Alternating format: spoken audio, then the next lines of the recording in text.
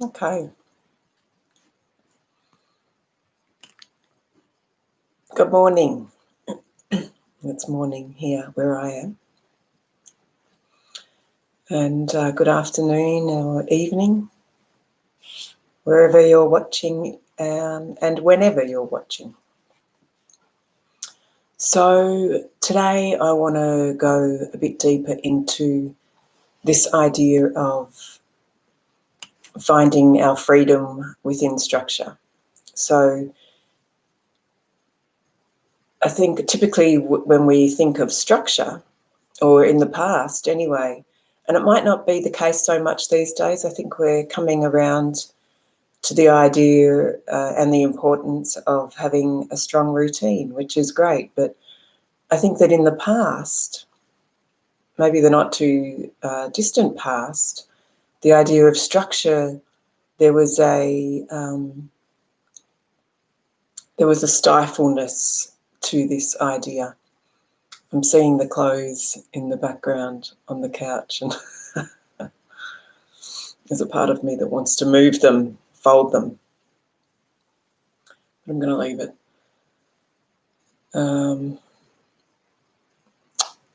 Yeah, there was, and so this idea of structure felt a bit confining. And I think the idea that we could, and maybe this feels this way for you still, but the idea that we could find freedom in structure felt a bit conflicting. So that freedom came from spontaneity and doing things sort of in random, and when we felt inspired to do it, we would do it, or something like this. And that's where our freedom came from. But we're starting to understand that we build the structure, and from there we can flourish. So, and there's a lot about that out there these days. The way I talk about structure comes from the science of life known as Ayurveda, which comes from the Indian culture. And that was brought through some 5,000 years ago, and it was initially it was passed on verbally from teacher to student. And then it was written in texts, ancient texts. So I'm not going to go any further into Ayurveda itself, but I've just got my notes here. But yeah, they have this. They had this concept, or they have this concept known as dinacharya. I've just got lighter somehow. They call it dinacharya. It's a Sanskrit word, and it's basically your daily routine. And it essentially, if you know something, I am going to go a little bit more into Ayurveda after all, but if you know something about Ayurveda, you'll know of the doshas, Vata, Pitta and Kapha. Underlying everything in Ayurveda is basically the idea of the 5 elements: air, space, fire, water and earth. They make up everything in the universe, including us. So they're basically the building blocks of the universe. Vata dosha is governed by air and space element. Now, if you think about these elements, they're very light. There's a lot of mobility in them. And it's this mobility and it's this lightness that we want to ground with a daily routine. So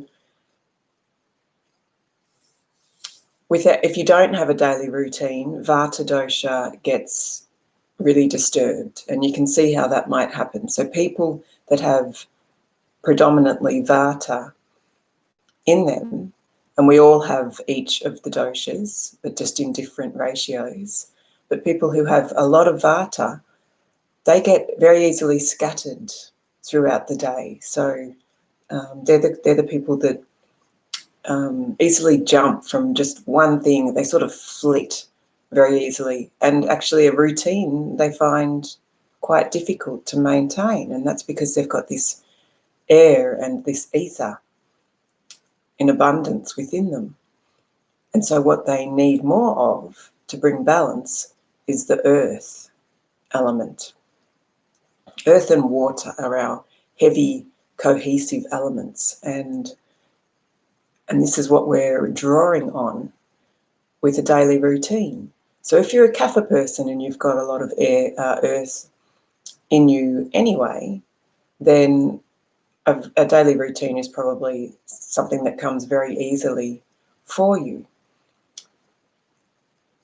Our Vata person is going to potentially struggle a little bit. So they want to be drawing on this concept of a daily routine. So Vata dosha is also really intimately related to the nervous system. And so we can also, if we think a little bit about that, we can also see the connection. So the nervous system moves. It's very light. And again, if you're a Vata person, you'll know how that feels. A Kapha person with all their earth, they mightn't be so intimately tuned in to the workings of their nervous system. It doesn't affect them so much. But the nervous system is very light and mobile. It's very similar to the Vata dosha. So it also needs the earth element. It also needs that earthing stability of a routine. It wants routine. It comes also down to, because Vata is this light and mobile, it's also about the mind. So, if we have a very active mind, it feels like it's just constantly moving, constantly bringing in different thoughts, different ideas. It might feel like you don't get a break from it. And so a Vata person, it also keeps a Vata person moving as well. So from one thing to the next, to the next. And the mind wants that, right? The mind wants to keep moving and keep going from one thing to another. That's exciting for it. The body wants that stability. So it's really mainly for the body that we want to be creating a routine. But then as we ground the body into a daily routine, the mind will follow. That will just naturally happen. So it stabilizes our nervous system, essentially. When we talk about Vata needing more earth by way of a daily routine, we're essentially saying it stabilizes the nervous system. And the nervous system is very intimately connected with the digestive system. So if we can stabilize the nervous system, it settles the digestive system. The digestive system is going to work better. It's going to function better. And we can see how that works, because if we think about something like anxiety, which is also that nervous system Vata related, that mobility, that quickness, the idea of butterflies in the stomach. If you've got butterflies in your stomach, that's going to naturally affect the digestive system. This is where digestion happens. Okay, and we know that if we've got that sort of feeling, it's hard to eat. We don't actually feel like we want to eat. And yet we need to eat, So essentially, the first things that you want to get, so now we're going to talk about what a daily routine might look like. And essentially, you want to get your eating routine and your sleeping routine into place. Okay, so these are the foundations of your day. We need to sleep, we need to eat. We want to be doing it every day at a similar time. And that time might vary for everyone. Okay, we all have different lives. We've all got a different schedule to work around, but you want to be keeping it within a sort of a framework. So we ideally want to be waking up with the sun. That's good for everyone. Waking up with or before the sun. And then moving in to breakfast around 8. If you're a kapha person with your earth, you may not get hungry in the morning, and maybe just something really light, or just there's no appetite. If there's no appetite, don't eat. Just wait. And our kapha people are the sturdy, solid people who tend to hold a bit more weight as well. So they may not need to have breakfast. They've got that earth in them that's going to get them to lunch, or at least sort of towards lunch. You make up your own routine based on your body and your body's needs. But it wants to be about your body, not about your mind. This is a key point. So essentially, it's about, I say that word essentially a lot. It's very meaningful to me. It's about tuning in. Okay, so everything about Ayurveda is just a framework. It's just a framework. We don't want to get attached to it with our minds. We want to build our awareness. We want to cultivate our personal awareness, how we're reacting and responding to the things in our day, how we feel, if we sleep in until 9 in the morning, how do we feel after that? Notice, how do we feel throughout the day, as opposed to if we get up at 6? How do we feel if we eat at 8 o'clock in the morning without signs of hunger? What happens after that? So it really just comes down to paying attention, which is all mindfulness, isn't it? So it's a beautiful mindfulness practice as well, which is grounding. It's grounding. That's earth. That's mindfulness is about stilling the mind, being present, and that brings us back into the body and draws on that earth to support us throughout our day. So we wake, we have breakfast if we're hungry, if it's there. If we're consistently not hungry for breakfast and we're not a kapha person, if we are more a vata person, then we need to look at dinner. If we're eating too late or having too big a meal for dinner, then that might affect our morning. So we'll keep going in this direction. So then we head to lunch, and we want to have lunch, our biggest meal, ideally, in the middle of the day. And the reason why that's our biggest meal is we're moving with the rhythm of nature. We're moving with the cycles of the sun, which is why we get up with the sun. In the middle of the day, the sun's at its highest point in the sky, regardless of the season. It's at the highest point that it's going to get to. And that correlates to our own inner fire, our digestive fire. It's strongest in the middle of the day. And so we want to have our heaviest meal then. our heaviest meal, and usually the largest as well. But again, notice, feel. And then the afternoon comes in. I'm doing it the wrong way around, aren't I? I've got my clock over here. So then the afternoon comes in, and as the sun sets and moves closer to the horizon, our digestive power starts to diminish. Our own energy starts to diminish. And digestion takes energy.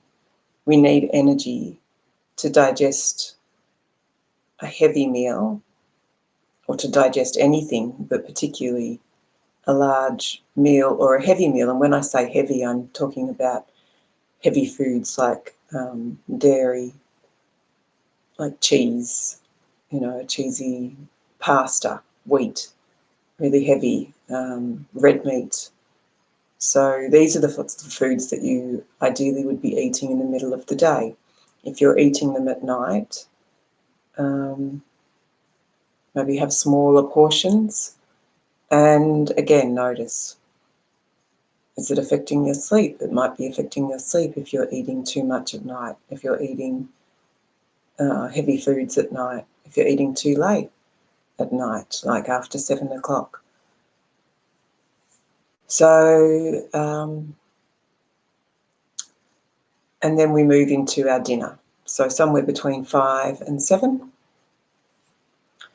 depending on what works for you and your family, if you have a family, where we need to think about our own personal situation as well and make it work for us. And so that's why this is just a framework, but it's something to integrate into your life and your day. And I love this idea of a day. I love this idea of setting up our day, because it happens every 24 hours, this same cycle. And if we can get that running well, then it runs well, and then it runs well, and then it runs well. And then from there, we can thrive, we can create, and we can have our freedom. So I might move now into that part.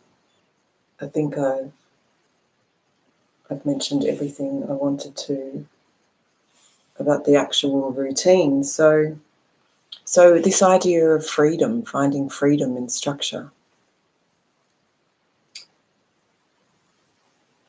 There's an analogy that I like to use with this, and that is our river and its banks. Okay, so the river has its direction and its flow because of the earth, the structure, the banks that are beside it, that make its boundaries. It has sturdy, strong boundaries so that it can flow. And that's the same with our daily routine. It's our boundaries. And within these boundaries, we get to flow. So we're putting in I didn't mention sleep. Let me backtrack. Sleep. So somewhere between 10, 10's a good time to go to sleep. Vata, Pitta and Kapha also have their times throughout the day. I'm not going to go into that now, except that I will mention that Pitta dosha goes from 10 till 12. In the day, Pitta's our fire dosha. So in the middle of the day, we have our fire element Pitta, which is another reason why it's good to eat our main meal, because the fire, like I said, the fire, our internal fire, and that's Pitta. That governs the middle of the day. It also governs the middle of the night, well, from 10 till 2. It's an opportunity when our body goes into this space of metabolism. And so it's, we're sleeping, but it's still working. And it sort of goes into do this job. And it's possible that if we're not asleep, and this is not for everyone again, but Vata people and Pitta people, it's most likely to affect. We want to be asleep by 10 because otherwise we might get that second wind. And you might be familiar with that. I know that I certainly am. I'm tired and, I don't have it much because it's important to me to be asleep by 10 or be in bed, lying down by 10. If I'm not, I find my second wind. All of a sudden I'm not so sleepy anymore, and that affects my whole night, goes into affect my morning, everything's sort of thrown out a little bit. It doesn't have to become a disaster, but it's just the little things, isn't it, that build up. And then rising in the morning by 6. So that gives us our 8 hours. Kapha people with they're good sleepers, tend to be good solid sleepers. And so they can probably not go to bed till 11 and it's fine. They could probably go to bed at 11 and get up at 5 and they'd be well rested and ready to go.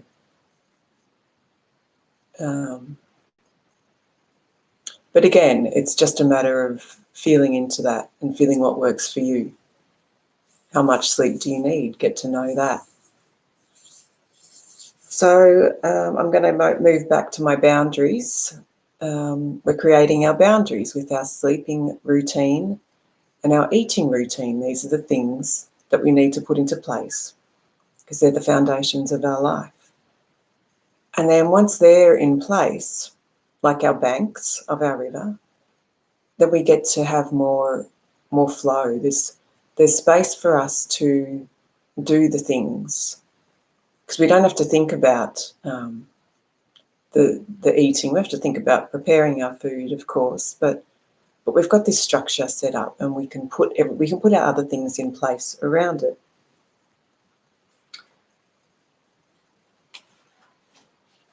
I had some other notes on here that I wanted to bring up.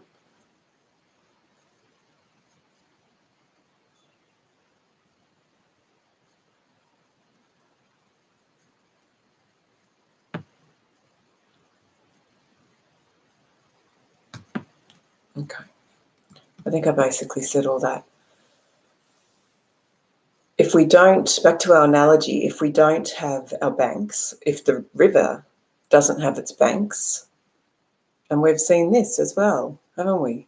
When the river doesn't have its banks, the water just sprawls. It becomes a wetland. And that's what happens if we don't have our boundaries in place.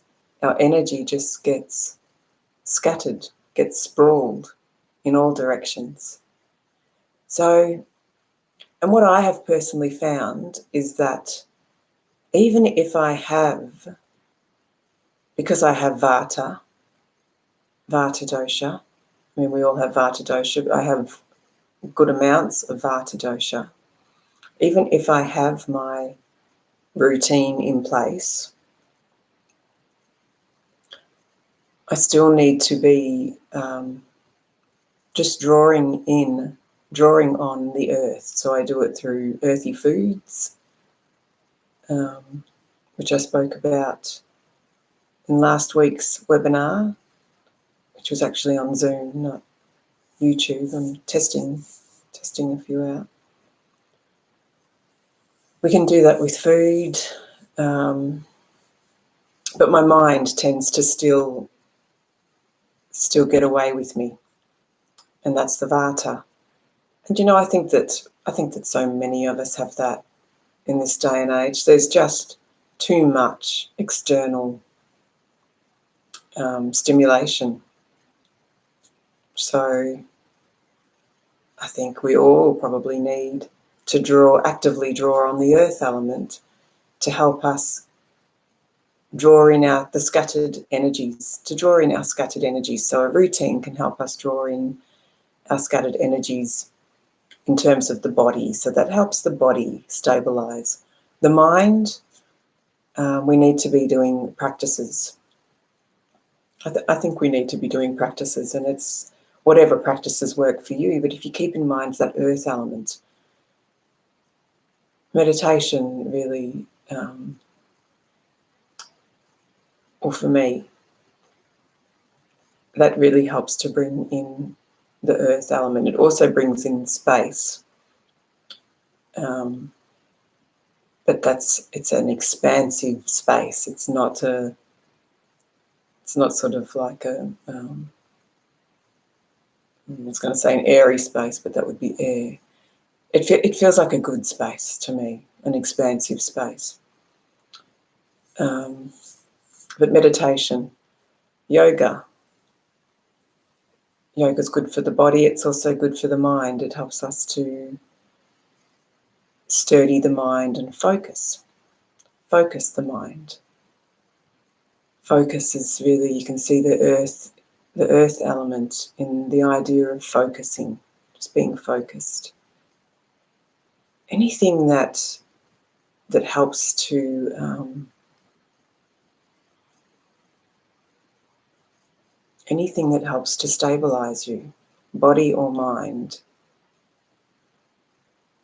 is bringing in the earth element. Grounding. I think that's all for today. I'm going to, next week, I think, I've already thought about it, that I want to talk about playing with the elements. So playing with the elements in our lives and getting more familiar with them and how they can work with us, how we can work with them. Okay, so until next time, have a great day.